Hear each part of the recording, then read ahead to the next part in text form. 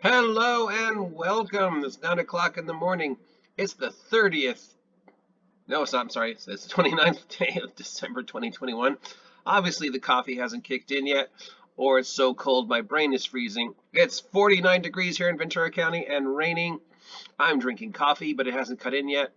One of the main topics we talked about a lot earlier this year was the awful Cheerful Engine role-playing game.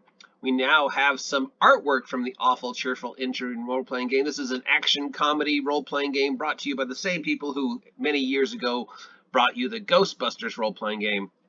So this is a role-playing game of action cinema and cartoon mayhem, and here is some of the art that is going to be on it. This art is all by Phil Stone, one of the artists that is working on it. And hopefully this will give us some idea of what to expect from Awful Cheerful Engine when it finally comes out, because we talked so much about it earlier this year. So here's our first picture, and we've got, I don't know. Is this 12 and a half a reference to something that I don't get? Is it a book maybe or something? Anyways, we got a pixie, we got an overweight orc, we got a Harry Potter looking wizard, and then we got this woman, I think it's a woman, maybe it's a man, I can't tell, in strange looking armor, possibly magic. That looks like a steam vent there, and this thing here, that's just, yeah, that's, if actual armor ever had something like this on this, I could see the reason why, but it's as much a danger to you as it is to your opponent, because that's a huge blind spot.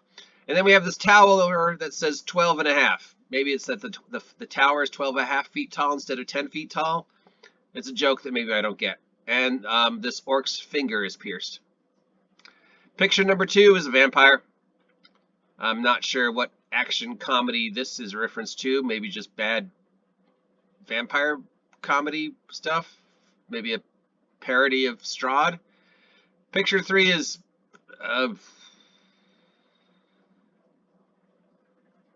cyberpunk or post-apocalypse. We got a girl wearing armor with gears, and then we got another guy wearing a Mad Max spiked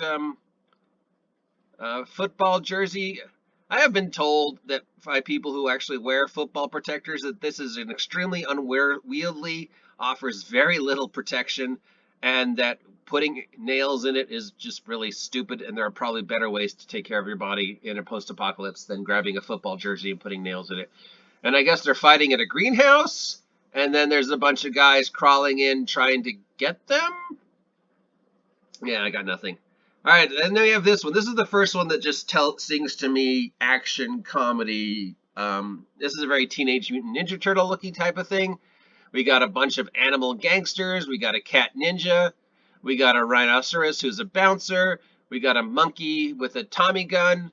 And then we got a kangaroo who's a professional boxer and whose pants say ever hop instead of ever ready. So here's definitely a homage to Teenage Mutant Ninja Turtles. And that's it. Of all these, the only one that really screams action comedy role-playing game is this. I mean, doing Teenage Mutant Ninja Turtles or Teenage Mutant Ninja Turtle style of game. I got no idea what's going on in this one. I'm not sure what a vampire has to do with action comedy other than maybe action comedy horror.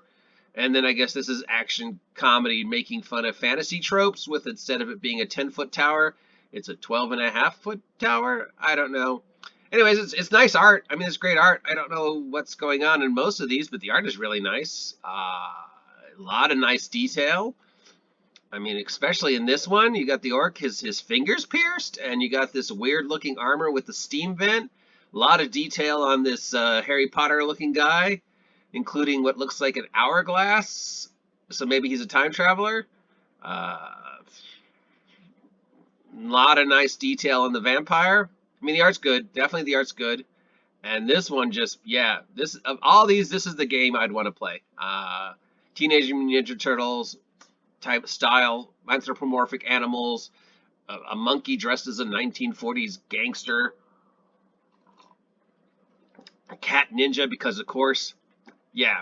So there you go. There's some art from the Awful Cheerful Engine. If the Awful Cheerful Engine is a topic that you want to find out more about, head on over to your friendly local game store. That's Zest Games Anime here in Ventura, and ask them about the awful Cheerful Engine, when it's coming out, and if you can order it. Talking aliens and monsters and happy vampires and orcs with pierced fingers and 12.5 foot tall towers all sound like a lot of fun.